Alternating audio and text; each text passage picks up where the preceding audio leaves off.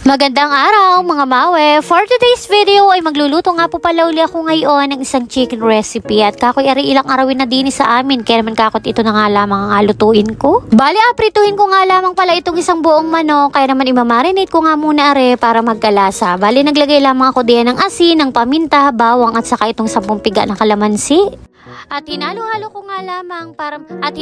At hinalo-halo ko nga lamang at ibababad ko nga lamang ito na mahigit 30 minutes para manot nga na yung lasa sa karne. At ayan, habang nakamarinate naman ay magagawa naman ako ngayon ng breading mix. At dito nga ay naglagay lamang ako ng harina, kaunting cornstarch, tapos ng asin at paminta. Puro tansyameter na nga lamang itong paglalagay ko. At eto nga't makalipas ng ilang minuto ay kinote ko na nga dito itong isang buong manok. Pinaikot-ikot ko nga lamang na makoton nga na yung buong manok at saka nga yung mga kasulok-sulukan. At pagkatapos naman dito nga sa mainit na mantika ay saka natin ilalagay. Ilang minuto nga lamang natin yung ipiprito-prito hanggang sa maging golden brown na nga yung kulay. Sabi nga isa din to sa mga ulamin na hindi mo akapanawaan, bata man at matanda ay talaga namang paborito ng lahat. Sa katunayan din nga niya ay madalang din talaga ako magluto ng mga garining pinito-prito simula pa nga nung ako'y nagbuntis at talaga namang mahigpit na pinagbawal yung mga ganyang mga mantika. Pero dahil napapaibig din nga niya ako dun sa mga napapanood ko, ay kakoy magaluto din nga niya ako na rin minsan at kakoy minsan dila naman pagbigyan yung sarili. At eto nga't makalipas ng ilang minutong pagpiprito, kapag ganito na nga ng golden brown na yung kulay, ay hinango na rin muna natin at papatigisin nga lamang natin yung mantika. At ngayon naman para mas kumpleto ay gagawa na rin nga pala ako ng sauce. At eto nga dito sa isang malinis sa kawali ay naglagay lamang ako diyan ng 2 basong tubig, naglagay rin ako ng toyo, paminta at saka nitong harina.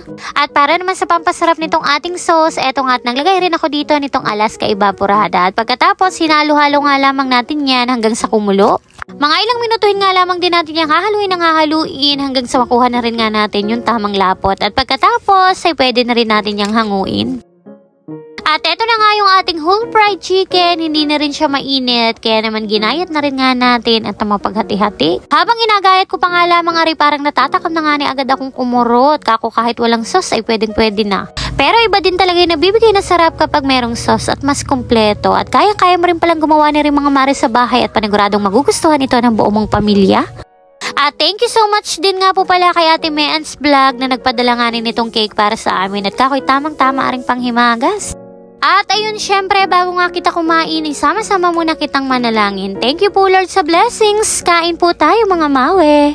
Pero bukod sa pulong mga mare, ika nga nitong asawa ko ay almost perfect daw kapag lalong isasaw dun sa sauce. Pati na nga rin itong ate kuning ko diyan ay panay-panay nga ni ang sausaw dun sa sauce at masarap daw. At eto rin nga yung ibang ulam, hinatid ko rin nga dito sa kabilang bahay namin at kakoy nang meron silang pang ulam. At di naman nga ni sa may labas ng aming bahay, etong kapatid kong si Aray, abalang-abala din sa kanyang litsuning manok. Abaka ko nga rin sa kanya ay puro nakita manok, abay malapit na tayong tubuan ng pakpak sa likod. At pagkatapos naman namin kumain diyan ay dumiretso na rin nga kami dito sa may Hotel de Anselmo. Ilang araw na nga lamang at magpa-first birthday na si Alicia Bernice kaya naman kinausap ko na ito si Sir Jeff Cruzado para siya na nga ang bahala sa setup at decorations na gaganapin para sa pagdiriwa. Saglit nga lamang kami nag-usap dito para lang din makita itong event place. At ayan, pagkatapos naman ay dumiretso na rin nga kami dito sa may Emma Supermart. May ilan-ilan lang naman kaming bibilhin para nga sa paghahanda sa nalalapit na birthday ni Ellie. At pagkarating naman namin dito ay sinalubong na rin nga kami agad ditong mga may-ari at meron daw nga silang inihandang regalo para kay Kiona. At nung makita nga ni Ate Kuning itong regalo na makeup set, aba ituwang-tuwa at ayaw na nga ni agad tigilan at gustong-gusto na nga ni agad pabuksan at talaga namang kintaban na nga ni agad ang mata. Nahihilig nga pala siya ngayon sa mga ganitong laruan kaya't eto nga tuwang-tuwa na kaagad at kahit naandito pa nga lamang kami sa grocery ay gusto na nga agad pabuksan. At habang nagbukas naman ako diyan ng regalo ay meron nga ning nakakilala sa akin at shoutout nga po pala dito kay Pastor na taga Pola at salamat nga po sa inyong panonood. At ayun na nga nung mabuksan ko nga itong makeup kit ay hindi na nga ni agad mapigilan ang sarili na hindi magdudot-dot at talaga namang minik-upan na ang sarili. At habang abalang-abala nga si Ate Kuning diyan sa kanyang sarili ay kumuha na rin nga ako nitong mga gagamitin namin para nga sa birthday party ni Elise. Inuna ko nga palang kunin diyan itong 2 balot ng doughy donuts na magkaibang flavor para nga sa donut stand na gagamitin sa birthday party ni Elise. At sinunod ko naman diyang pagkukuhain itong mga biskwit, mga pagkaing bata, mga candies para sa mga loot bags na ipapamigay namin para sa mga batang pupunta. Mahigit 30 piraso din lang naman yung loot bags na inihanda ko, kaya naman tigka-county din lamang itong mga pinagkukuha ko. Bilang isang nanay na parang batang isip pa din, isa din talaga ito sa mga exciting part na ginagawa ko tuwing mga birthday ng mga bata, yung paggagawa nga ng mga loot bags. Hindi ko alam pero para sa akin ay ang sarap nga at ang saya gumawa ng mga ganong loot bags at talaga namang nakakatuwa yung mga laman. Maliit na bagay pero para sa akin ay ang sarap lang din talaga sa puso na makagawa nga ng mga loot bags sa pambata na dating nga ni pangarap na pangarap kong makatanggap kapag pumupunta ng mga birthdayhan. At ayun na nga, pagkatapos kong makapamili ng mga ilalagay sa loot bag sa eto ng mga pangsamya at pangrekado nga ni sa aming mga lulutuing putahe. Salamat sa Panginoon sa pagpuprovide talaga ng mga pangangailangan namin at kahit kakatapos pa nga lamang ng mga nagdaang handaan ng Pasko at Bagong Taon ay kahit papano nga ni may iidaos ng matagumpay itong kaarawan ni Alicia. Kauntian din lang naman ari mga pinagbibili ko mga samya at rekado at kakoy simplihang selebrasyon din lang naman yung aming aganapin. At ari din lang naman yung mga kaunting pinagbibili namin at pagkatapos nga niyan ay binayaran na din nga namin at umuwi na kami sa bahay. At dahil nga magpo-first birthday na ngayon si Alicia Bernice, syempre hindi mawawala ang ating pa-photoshoot. Dinaanan din nga namin itong kanyang pa-smash cake at pagkatapos ay bumiyahe na rin nga kami papunta ng Pinamalayan. At sa mahigit 15 minutos na biyahe namin ay nakarating na rin nga kami dito sa may Nathaniel Studio. Pagkarating nga namin ay inopen ko na nga kaagad itong mga damit nga ni Alicia na susuotin ngayon. Form 1 na team nga sana ito para sa kanyang 11 months old photoshoot, kaso naman ay medyo na-late talaga ito ng dating. Kaya naman kaysa masaya nga lamang ito ay pinagsabay na nga namin itong photoshoot ng kanyang 11 months old at saka itong kanyang pang 1 year old. At eto nga't pagkatapos namin siyang mabihisan ay sinet up na nga rin kaagad namin dito sa unahan at kakoy habang maganda pa nga ang mood at nang hindi nagamuryot. Sa unang entrada pa nga lamang nitong batutang ito ay pangisingisi na nga kaagad, kaso nga lamang ang problema namin ay hindi na nga matali-tali sa upuan. At eto na nga ang problema namin ngayon sa kanya, talaga namang pahirapan na nga sa mga garinig pa photoshoot. Ay kako nga din kay Alicia ay galing-galingi at graduate na kita sa ating pa-monthly photoshoot at kakoy taon-taon na uli ang kasunod na rin. Tunay ka nga namang parang kailan lang talaga itong si Alicia Bernice, tingnan mo nga naman at 1 taon na nga kaagad.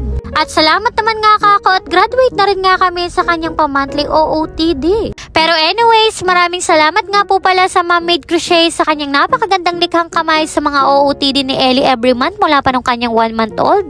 At ayun na nga, pagkatapos ng kanyang Moana team setup ay sinunod na nga din kaagad ang kanyang team para sa kanyang first birthday, ang Frozen o Mala Elsa siya ngayon.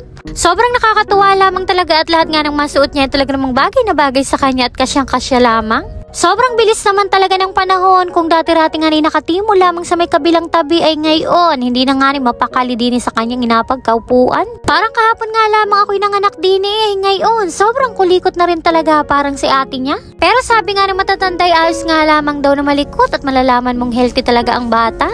Sobrang nagpasalamat din talaga kami sa Lord na binigyan niya nga kami ng healthy at napakalusog na bata. Naalala ko nga ni bigla nung mga panahon na nalaman namin na pinagbubuntis ko na pala si Alicia. Sobrang takot ko nga noon dahil hindi pa nga namin inaasahan itong si Alicia ay nandiyan na nga kaagad ay kaka-1 taon pa lamang noon ni Ate Kuning. At mas lalo pa nga nadagdagan yung takot ko noon nung meron nagsabi sa akin na bakit ko nga raw agad sinundan dapat daw 3 taon yung gap ng mga cesarean. Andun talaga yung pangamba ko at takot na baka nga ako hindi ko kayanin kapag ako'y nanganak. Kaya mas lalong lumala yung anxiety ko noon tapos walang gabi na hindi nga niya ako umiiyak. Pero salamat sa Diyos sa buhay ng asawa ko na palagi niyang pinapaalala sa akin na hindi ibibigay sa amin kung hindi yun kalooban ng Panginoon. Kaya sobrang thankful and grateful talaga ako sa Lord na napagtagumpayan ko nga yung panganak ko dito kay Alicia by a cesarean delivery kahit 1 taon pa nga lamang yung gap. At eto na nga yung bunga ng aming panalangin, 1 taon na nga ngayon itong si Alicia Bernice. Nakakatuwa lamang talaga kahit napakahirap ng pinagdaanan ko sa aking pagbubuntis sa kanya ay ganito naman kalusog at ka-healthy at talaga namang napakamasiyahin at hindi iyakin yan. Kaya para sa kanilang dalawang magkapatid ay talaga namang igagapang namin yung mag-asawa para lamang maibigay yung mga pangailangan nila. Anyway, maraming salamat din nga po pala dito kay Ma'am at sa Nathaniel Studio sa halos 1 taon na photoshoot ni Alicia. At arin na nga ang batang napagbigyan sa hilig ngayon kaya't arit na galig-galig ayaw na nga ning tigilan ang cake. Ako'y tama na ining at kita'y mauwi na. At para nga sa paghahanda sa nalalapit na birthday party ni Alicia Bernice, eto't gagawa rin ako ng mga souvenirs para sa mga ninong at ninang niya. At eto nga pala yung napili ko ngayong souvenir items para sa first birthday ni Alicia ay eto nga rin mini glass tumbler na meron na siyang kasamang box with personalized name ng mga ninang at ninong. Sa Shopee ko nga lamang po pala nabili itong ganitong all-in-one box for only 148 pesos. Meron na siyang personalized name with box. At kung naghahanap din nga po pala kayo ng ganito mga souvenir items na pasok sa inyong budget, ay ilalagay ko na lang po pala yung link sa comment section kung saan ko po ito nabili. Nagprint na nga lamang kami nitong thank you card na ilalagay nga namin dito sa souvenir box para sa mga ninong at ninang para mas maganda at mas presentable.